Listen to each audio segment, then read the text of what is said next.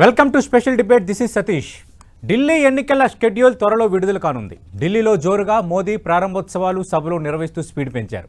మరోపక్క హస్తినాలో ఆప్ కాంగ్రెస్ ఎవరి దారి వారిదే. ఇక ఇంతకీ ఇండియా కూటమిలో లోకలోకల్ని బీజేపీ క్యాచ్ చేసుకుంటుందా? మళ్ళీ ఢిల్లీ కోటపై బీజేపీ జెండా ఎగరేస్తుందా? రెండు రాష్ట్రాల్లో అసెంబ్లీ ఎన్నికల గెలుపుతో బీజేపీలో జోష్ హస్తినాలో కంటిన్యూ అవుతుందా?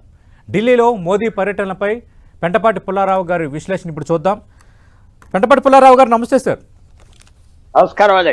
పెంటపాటి పుల్లారావు గారు, మొన్నటి వరకు మనం చూసాం లోక్సభ ఎన్నికలు అయిన వెంటనే హర్యానా ఎన్నికలు కాంగ్రెస్ అంచనాలు పెట్టుకుంది, బట్ భారతీయ జనతా పార్టీ నిలబెట్టుకుంది. వేరేజ్ మహారాష్ట్రకు సంబంధించి ఇండియా కూటమికి ఇది ఒక ఊపి ఇవ్వబోతున్నాయన్న చర్చ నేపథ్యంలో అక్కడ కూడా ఓటమి చెందడం, భారతీయ జనతా పార్టీ తిరిగి అధికారాన్ని నిలబెట్టుకుంది. కొంత వాతావరణం సద్దుమణిగింది.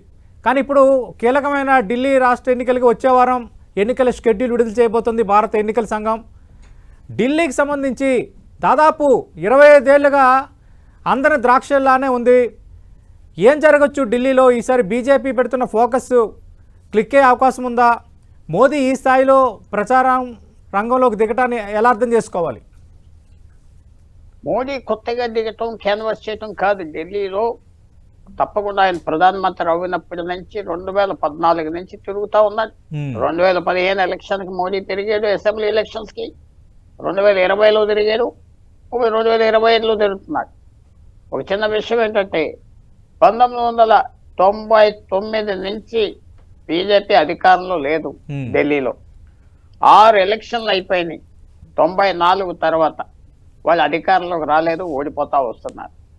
ఇంకా ఈ విడిపోయాక కొత్త పార్టీ వచ్చాక 2013 నుంచి ఆమ్ ఆద్మీ పార్టీ, కేజ్రీవాల్ అవకాశం వస్తుంది అనుకుంటే అది రావట్లేదు. మోడీకి బీజేపీకి వచ్చిన ప్రాబ్లం ఏంటంటే ఢిల్లీలో వాళ్ళకి సరైన నాయకత్వం లేదు. 30 సంవత్సరాలు. ఇప్పుడు కూడా మీరు ఎవరినైనా అడిగితే బీజేపీ నాయకుడు ఢిల్లీలో ఎవరు అంటే నరేంద్ర మోడీ అంటారు. స్థానిక నాయకులు ఎవరి పేరు లేదు, ఎవరి పేరు ముందలకు రాదు. కాంగ్రెస్ పార్టీ స్థితి కూడా అలాగే ఉన్నది. ఆమ్ ఆద్మీ పార్టీకి ఉన్న అడ్వాంటేజ్ ఏంటంటే కేజ్రీవాల్ ఇంటింటికి తెలిసిన పేరు, ఐడెంటిటీ ఉన్నది, ఒక వేరే పరిస్థితిగా ఉన్నాడు. తప్పకుండా మీరు అడిగిన ప్రశ్నకి నరేంద్ర మోడీ హర్యానా, మహారాష్ట్ర తర్వాత గట్టిగా తిరుగుతున్నాడు. కానీ మీరు ఇంకో పేరు మర్చిపోయారేమో, జార్ఖండ్ లో గెలిచేస్తాం బీజేపీ, 81 ఎంపీలు ఎమ్మెల్యేలు ఉన్నారు, గెలుస్తాం అనుకున్నారు, ఓడిపోయారు. పెద్ద ఓటమి వచ్చింది. అక్కడ ఎవరైతే ముఖ్యమంత్రిగా ఉన్నారో హేమంత్ సోరెన్, ఆయన మళ్ళీ ముఖ్యమంత్రి అయ్యారు. సో మీరు హర్యానా, మహారాష్ట్ర ఉదాహరణలు ఇచ్చారు, బాగానే ఉన్నది. కానీ మీరు జార్ఖండ్ కూడా జ్ఞాపకం పెట్టుకుంటే బాగుండదేమో. అంత సింపుల్ గా ఉన్న వాళ్ళని తీసేయగలరా అంటే ఆ ప్రశ్నకి ఆన్సర్ రావట్లేదు. ఇంకా మోడీ గారు ప్రయత్నాలు చేస్తున్నారు. ప్రయత్నాలు చాలుతాయా? ఇంకో చిన్న విషయం కూడా, మన పార్లమెంట్ ఎలక్షన్లో 2025లో బీజేపీకి 2019 అంటే మెజారిటీని తగ్గిపోయింది. అందరు ఎంపీలు మార్చేశారు. 2014, 2019లో గెలిచిన ఎంపీలు అందరినీ మార్చేశారు. ఎందుకంటే ఈ భయం వచ్చింది, మనకి యాంటీ ఇన్కంబెన్సీ ఉన్నది సెంటర్ మీద. సో అంత సింపుల్ ఫైట్ లాగా నాకు కనపడట్లేదు. మోడీ గారు తిరిగారు, గెలిచేస్తారు, ఇది అయిపోయిన ఎలక్షన్ అనుకుంటే నాకు అలా కనపడట్లేదు. టఫ్ ఫైట్ ఉన్నది. ఇంకా ఎలక్షన్ పూర్తిగా స్టార్ట్ అవ్వలేదు, క్యాండిడేట్స్ అందరూ బయటికి రాలేదు పూర్తిగా. కానీ మోడీ గారి ఇమేజ్ మాత్రం ఇక్కడ చాలని నేను భావిస్తున్నాను. ఓకే. పెంటపాటి పుల్లారావు గారు, ప్రధాని మోదీ ఉండే స్థానం, భారతీయ జనతా పార్టీ కేంద్ర నాయకత్వం, అగ్ర నాయకత్వం ఉండే స్థానం. కానీ గత 6 సార్లుగా ఢిల్లీ ఓటరు భారతీయ జనతా పార్టీ వైపు చూడలేదు. ఇది 7వసారి అదృష్టాన్ని పరీక్షించుకుంటుండడమే. ఎలా ఉండొచ్చు? మీ అంచనా ఏంటి? ఈసారి వాతావరణం ఎలా ఉంది? ఒకటి తప్పకుండా ఇవాళ మోడీ గారు ఏం చెప్పారంటే, అరవింద్ కేజ్రీవాల్ ఏదో ఆనెస్ట్ మ్యాన్ అన్నారు, అందరికంటే డిజానెస్ట్ మ్యాన్ అన్నారు. అరవింద్ కేజ్రీవాల్ అధికారంలో రావడం కూడా ఒక ఆనెస్ట్ మ్యాన్, కొత్త మనిషి, సామాన్యమైన రాజకీయ నాయకుడు కాదు, లూటర్ కాదు, చరిత్ర లేదు అని ఉన్నది అరవింద్ కేజ్రీవాల్కి. తర్వాత ఆయన కొత్త నాయకత్వాన్ని దింపాడు రాజకీయంలో. 40-50 సంవత్సరాలు బట్టి ఉన్న బీజేపీ, కాంగ్రెస్ నాయకులు, వాళ్ళ పిల్లలు అలాగే జరుగుతూ ఉంటే కొత్త వాళ్ళని తీసుకొచ్చాడు. సో దాని మీద నరేంద్ర మోడీ గారు ఇవాళ అటాక్ చేశారు.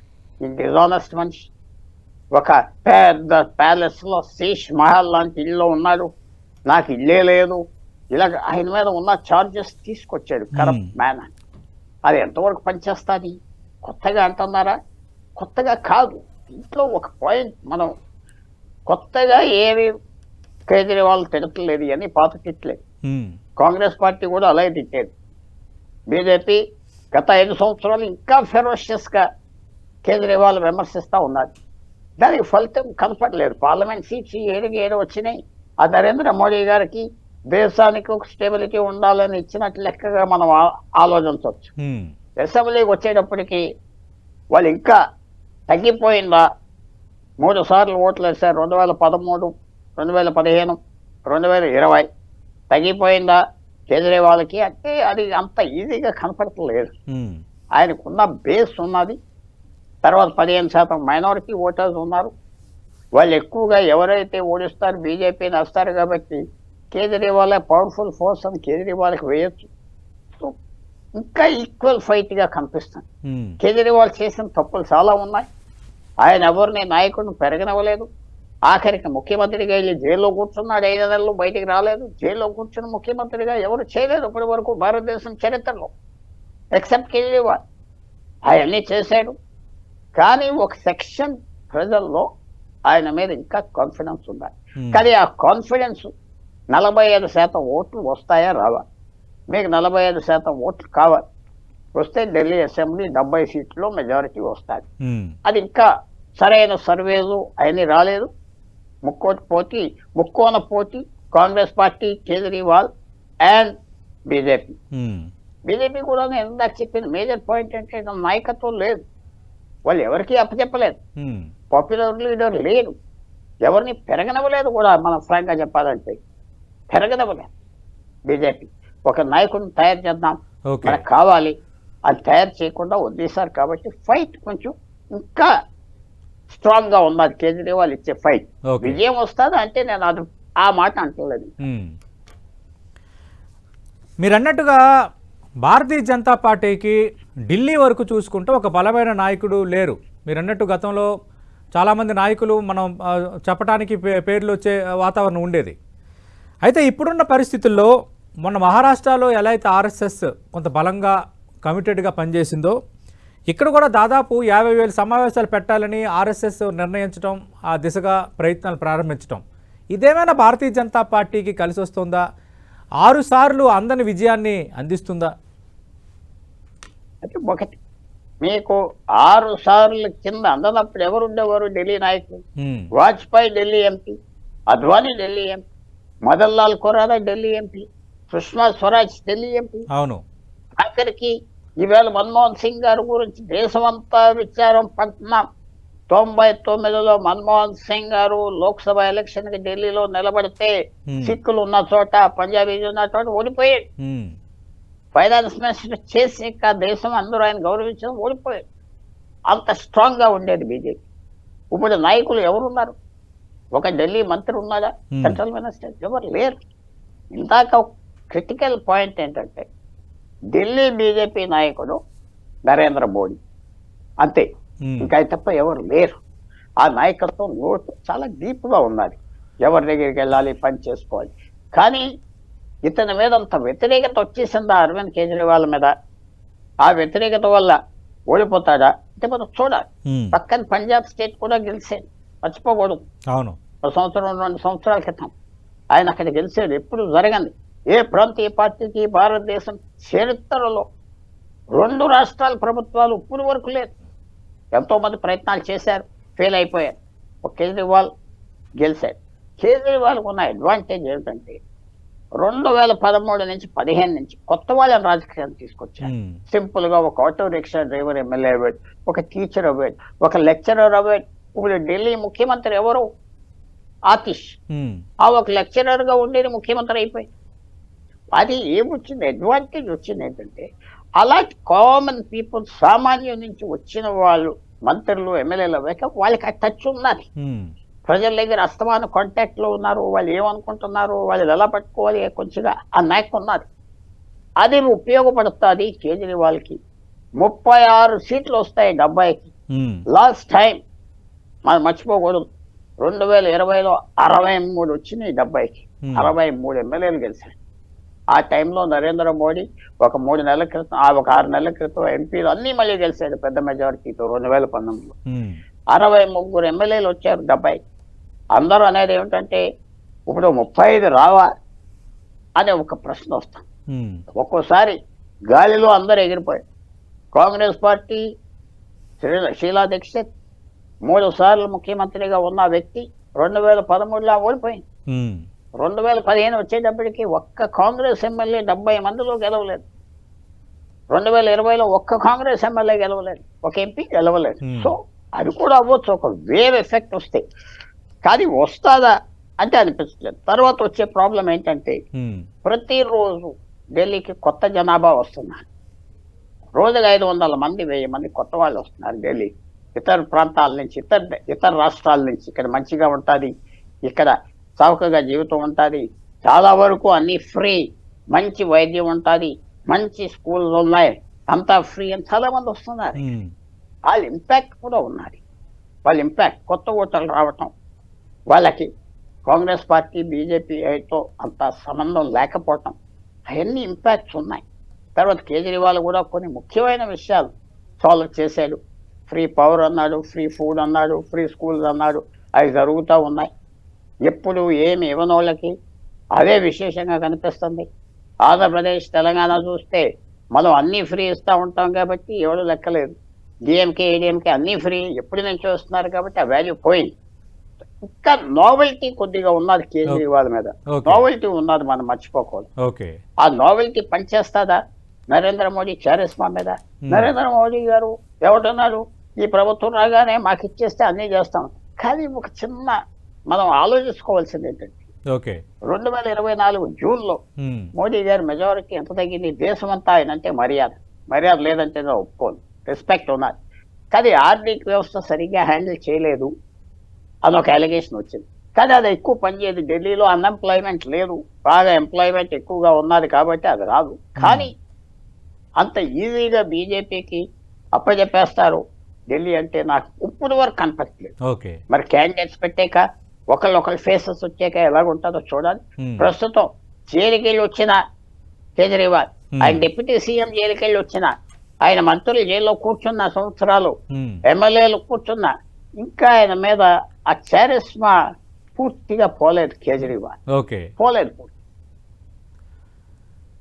అంటే ఇక ఆర్ఎస్ఎస్ దాదాపు 50,000 సమావేశాలు పెట్టాలని రంగం సిద్ధం చేసుకుంది. ఆల్రెడీ ప్రయత్నాలు కూడా ప్రారంభించింది. ఢిల్లీలో దాదాపు 13,000 బూతులు కూడా ఉన్నాయి. అంటే ఆర్ఎస్ఎస్ పెట్టే ఈ కార్నర్ మీటింగ్స్ ఇవన్నీ ఏమైనా ఫలితాలు ఇస్తాయా?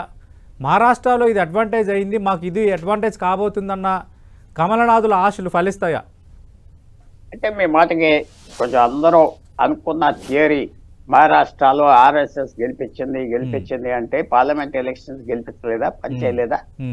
ఓడిపోయింది తుక్కుగా. బీజేపీ అలయన్స్ పార్లమెంట్ లో 48 ఎంపీల్లో 41 వచ్చింది బీజేపీ ఫ్రంట్కి. మన 17కి తగ్గిపోయింది. అసలు నరేంద్ర మోడీ ప్రధానమంత్రి పదవి పోయే పరిస్థితి వచ్చింది మహారాష్ట్ర వల్ల, ఉత్తరప్రదేశ్ వల్ల, హర్యానా వల్ల. అక్కడ ఆర్ఎస్ఎస్ లేదా, పనిచేయలేదా? పనిచేశారు, కుదరలేదు. గెలిచినప్పుడు మేము గెలిపించాం, ఓడిపోయినప్పుడు మేము పనిచేయలేదు అంటారు చాలా మంది పెద్ద సంస్థలు, పెద్ద నాయకులు.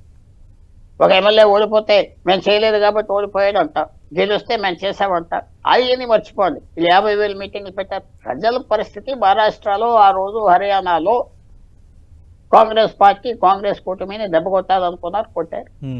చాలా కారణాలు ఉన్నాయి. ఆ డిబేట్ చేయాలంటే మనకు టైం పడుతుంది. అది మేము గెలిపించాం. మరి జార్ఖండ్లో గెలిపించలేదు. జార్ఖండ్లో ఆర్ఎస్ఎస్ అసలు ట్రైబల్ ఏరియాస్లో ఎంతో పనిచేసింది, ఎంతో విశేషంగా మార్చింది. ఎందుకు గెలవలేదు? అది పనిచేయలేదా? గెలిచాక గెలిపించామంటారు. రేపు ఇది గెలిస్తే మీరు అన్నట్టుగా 50,000 మీటింగ్స్ పెట్టాం, మేము గెలిపించామంటారు. ఓడిపోతే మేము పనిచేయలేదు కాబట్టి అది కరెక్ట్ కాదు. అది ఎంత పెద్ద సంస్థ అయినా, ఎంత గొప్ప వాళ్ళైనా, ఎంత బలం ఉండినా అది కరెక్ట్ కాదు. ఈవేళ అదేదో మీటింగ్లు పెడితే అయిపోతుందంటే ఎందుకు పెట్టలేదు? పార్లమెంట్ ఎలక్షన్కి మెజారిటీ తగ్గిపోయింది, ఇక్కడ కూడా తగ్గిపోయింది ఢిల్లీలో. అదే నరేంద్ర మోడీ ప్రధానమంత్రిగా తీసేయాలా, ఇష్టం లేదా? అది కాదు కదా, అది కరెక్ట్ రీజన్ కాదు, అది పెద్ద ఇంపాక్ట్ ఉండదు. కేజ్రీవాల్ 63 ఎమ్మెల్యేలు వచ్చారు 70 మంది. పూర్తిగా తగ్గిపోయేదా? తగ్గలేదు. గాల్లో ఎగిరిపోతాడా? ఆంధ్రప్రదేశ్లో జరిగినట్టుగా 2019, 2024 ఆంధ్రప్రదేశ్లో 2 ప్రభుత్వాలు ఎగిరిపోయినాయి కదా, అలా పోతాడా? ఆ సీన్ ఇంకా నాకు కనపడట్లేదు. ఓకే. కానీ ఉండొచ్చు. అతని మీద కోపం కూడా, యాంటీ ఇన్కంబెన్సీ చాలా వరకు పెరిగింది. మరి ఎంత లెవెల్కి వచ్చింది?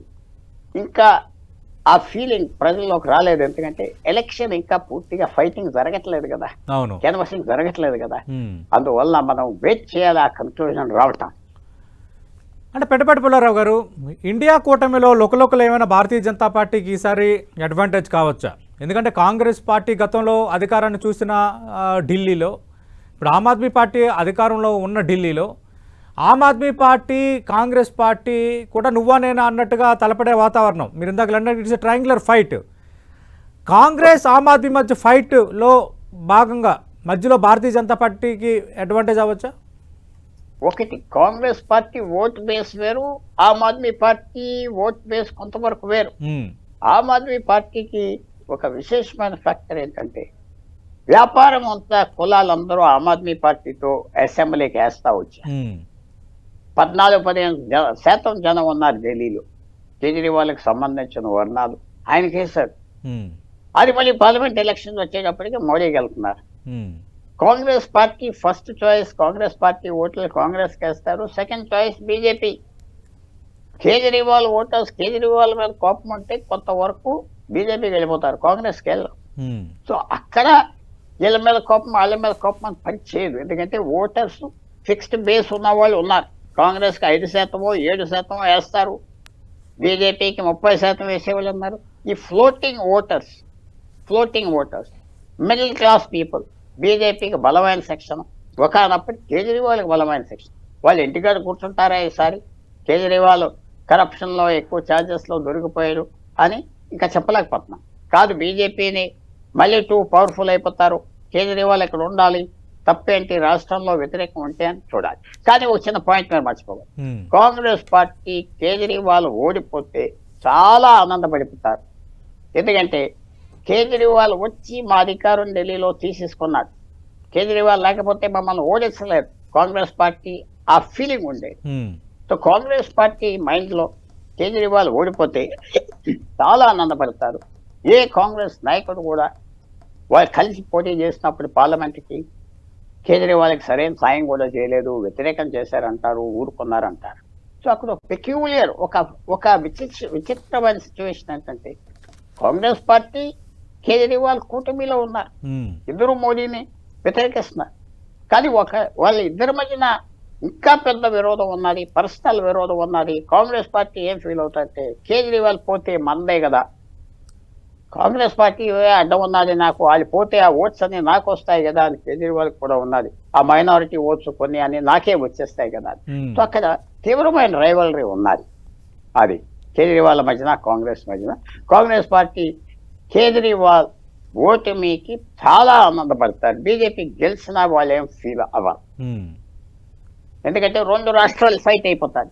ఎలాగా? హర్యానా, మధ్యప్రదేశ్, ఛత్తీస్గఢ్, రాజస్థాన్ ఇలాంటి రాష్ట్రాల్లో బీజేపీ కాంగ్రెస్ ఉన్నది, పర్వాలేదు మనం మనిపోతాం. ఢిల్లీ కేజ్రీవాల్ పోతే, కానీ కేజ్రీవాల్ వెళ్ళిపోతాడా, మాయమైపోతాడా? అతను కొత్త నాయకులు రాజకీయాల్లో తీసుకొచ్చాడు. ఎప్పుడు ఒక పోలింగ్ బూత్ అంటే ఏం తెలిసిన వాళ్ళు పోలింగ్ బూత్ నాయకులు అవ్వారు, ఎలక్షన్ ఎమ్మెల్యేని కలవని వాళ్ళు ఎమ్మెల్యేలు అవ్వారు, ఎమ్మెల్యే ఎవరు అని తెలియని వాళ్ళు ఎమ్మెల్యేలు అవ్వారు. కేజ్రీవాల్ కొత్త రక్తాన్ని విపరీతంగా తీసుకొచ్చాడు. వాళ్ళు వదులుకుంటారా? వాళ్ళ ఫ్యూచర్ కోసం వాళ్ళ మంత్రులు అవ్వారు, ముఖ్యమంత్రులు అవ్వారు. అది మనం చూడవలసి. ఎక్కువ కొత్త రక్తం వాళ్ళ పార్టీలో ఉన్నది, కేజ్రీవాల్ పార్టీ. పెంటపాటి పుల్లారావు గారు, మనం చూసాం జార్ఖండ్లో జేఎంఎం గెలుపు తర్వాత అక్కడ ముఖ్యమంత్రి అరెస్టుపై కూడా కొంత సానుభూతి వచ్చింది అని వన్ ఆఫ్ ద ఫ్యాక్టర్గా పనిచేసిందని. అలాగే ఇక్కడ ఈ కేజ్రీవాల్పై కేసుల ప్రభావం కానీ అరెస్ట్ అవ్వటం కానీ ఇది కొంత పబ్లిక్లో దీనిపైన ఎలాంటి ఫీలింగ్ ఉంది? ఇది జార్ఖండ్ లాగా కేజ్రీవాల్కి అడ్వాంటేజ్ అయ్యే ఛాన్స్ ఏమైనా ఉందా? నాకు అది కనపడట్లేదు, అతని మీద సింపతి లేదు. ఎందుకంటే చాలా దగ్గర ఉన్న మనిషి కాబట్టి. ఇతను డిప్యూటీ సీఎం జైలుకి వెళ్ళాడు, అందరికి వెళ్ళారు, ఇతని మీద ఏదో ఉన్నది, అంత ఆనెస్ట్ మ్యాన్ కాదు అని ఒక సెక్షన్కి మాత్రం వచ్చింది. కరెక్టే కాదు అది వేరే విషయం. ఇదే ఈ లిక్కర్ స్కామ్, ఇంకా ఢిల్లీ ఎలక్టరేట్ అంత ఎమోషనల్గా ఉండరు కదా. దూరంగా ఉండిన ప్రాంతీయ రూరల్ ప్రాంతం ఉన్న జార్ఖండ్ ఆదివాసీ పాపులేషన్ ఉన్న ఏరియాస్లో 28 మంది ఎమ్మెల్యేల్లో 27 గెలిచారు శిబు సోరెన్ ఆదివాసీ ఎమ్మెల్యేలు. అలాంటి పరిస్థితి ఇక్కడ లేదు కదా. ఇదంతా హైలీ ఎడ్యుకేటెడ్ పీపుల్. వాళ్ళు ఊహకు వచ్చారు. జైల్లో పెట్టారంటే ఇది డబ్బు తిన్నారేమో, తిని ఉంటాడు కదా, తెలివితేటలు ఉన్న మనిషి, 60 కోట్లు ఇల్లు కట్టుకున్నాడు, అంతా నాటుకొని కొంత సెక్షన్ ఉంటుంది. అక్కడ జార్ఖండ్ లో ఏంటంటే పక్కా రూరల్ ఏరియా. అది విశేషంగా జార్ఖండ్ పరిస్థితి. అన్ని రాష్ట్రాల కంటే జార్ఖండ్ లో ఎక్కువ బొగ్గు వస్తుంది. 30% బొగ్గు భారతదేశంలో జార్ఖండ్ నుంచి, 30% స్టీల్ ప్రొడక్షన్ అక్కడ. కానీ బ్యాక్వర్డ్ గా ఉన్నది. ఆ బ్యాక్వర్డ్నెస్ అక్కడ సింపతి వచ్చింది. మన వాడిని పెట్టారా, అమ్మాయి కూడా ట్రైబల్ తీసుకెళ్లి జైల్లో పెట్టారా, హైకోర్టు తీసుకొచ్చిన. ఇక్కడ అది ఎలా ఉంటుంది? ఢిల్లీలో ఈ 90% లిటరసీ ఉండి గవర్నమెంట్ సర్వెంట్లు ఎక్కువ వ్యాపారస్తులు ఉన్న చోట అంత ఇది ఆ సింపతి మాత్రం కేజ్రీవాల్కి లేదు. ఇందాక మనం మాట్లాడినట్టుగా ఆయన బెనిఫిషరీస్ ఉన్నారు కదా, వాళ్ళ లాయల్టీ పోయిందా ఇంకా ఉన్నదా, అతను పట్టుకుని ఉన్నారా? ఆ బెనిఫిషరీస్ అతను పట్టుకుని ఉంటే మాత్రం అతను ఓడించడం ఇంపాసిబుల్. మనం ఆంధ్రాలో చూసింది ఏంటి? తిన్నది తిన్నారు, ఓటు వేయకుండా పోతారు. తెలంగాణ కూడా అంతే కదా, తిన్న రోజులు తిన్నారు, తర్వాత ఓటు వేయరు. ఇక్కడ అంత ఈజీగా ఆ లాయల్టీ పోలేదు. ఎవరికైతే వచ్చిందో, ఆయన ఎవరికైతే సాయం చేశాడో అని నాకు అనిపిస్తుంది. అంటే ఓవరాల్గా వాతావరణం ఎలా ఉండొచ్చు? మీరు ఢిల్లీలోనే ఉన్నారు కదా, సరే ఇవన్నీ పక్కన పెడతాం. మీకు ఎలా అనిపిస్తుంది అట్మాస్ఫియర్? అంటే భారతీయ జనతా పార్టీ కొంచెం పోటీ ఇచ్చే పరిస్థితి, అలాంటి వాతావరణం ఏమైనా క్రియేట్ అయి ఉందా? లేదంటే ఆమ్ ఆద్మీ పైన ఇంకా కొంత ప్రజలు అదే నమ్మకంతో ఉన్నారా? కాంగ్రెస్ పార్టీ రావటం అనేది మధ్యలో కాంగ్రెస్ పార్టీకి ఆమ్ ఆద్మీకి మధ్య విభేదాలు కొన్ని పాకెట్స్లో భారతీయ జనతా పార్టీకి ప్లస్ కావచ్చా? అంటే మీకేమనిపిస్తుంది atmosphere? Congress party vote bank పెరుగుతుంది అంటే పోయినసారి 5-6% ఓట్లు వచ్చినాయి, కొంచెం పెరుగుతుంది. ఎందుకంటే ఆ మైనారిటీ ఓట్స్ అయ్యి వాళ్ళు పక్కన వెళ్తారా. రెండోది ఏంటంటే ఇంకా ఈక్వల్ ఫైట్ అని నేను భావిస్తాను. ఈక్వల్ ఫైట్ ఆ 35 సిచ్యువేషన్లో ఉన్నాయి. కొంచెం పెరగొచ్చు, కొంచెం తరగొచ్చు. ఇంకా క్యాండిడేట్స్ డిక్లేర్ చేయాలి, క్యాన్వాసింగ్ ఫుల్గా రావాలి. ఇంకా మాట ఇంకా బయటికి రాలేదు. ఓడిపోతున్నాడు, గెలుస్తున్నాడు అని ఇంకా రాలేదు. ఇప్పటి వరకు ఒక గుర్రం పందెంలాగా ఉన్నది. కేజ్రీవాల్ క్యాన్వాస్ చేస్తున్నాడు, కేజ్రీవాల్ క్యాండిడేట్స్ డిక్లేర్ చేశాడు, ఆయన కనపడుతున్నాడు.